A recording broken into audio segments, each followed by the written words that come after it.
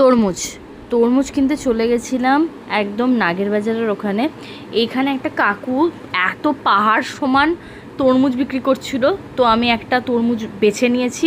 এবার এখানে না লালই বেরোয় এই জায়গাটা, আমি এক্স্যাক্ট লোকেশন নেক্সট ভিডিওতে তোমাদের সাথে শেয়ার করব। এইখানে দেখতে পাচ্ছ তরমুজটা এবার আমি কাটবো, তবে তোমাদের লালত্বটা দেখাচ্ছি। দেখো লাল কতটা বেরিয়েছে দেখো, আর খেতে কিন্তু দুর্দান্ত ছিল। লাল, আমার তরমুজ খেতে খুবই ভালো লাগে ছোটোবেলার থেকে। আর তরমুজের সিজনালে কতগুলো যে তরমুজ আমি খাই কি বলবো।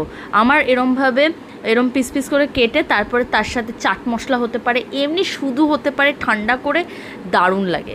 কার কার আমার মতন তরমুজ খেতে ভালো লাগে ডেফিনেটলি কমেন্ট করতে ভুলো না, আর ভয় পেয়েও যেও না।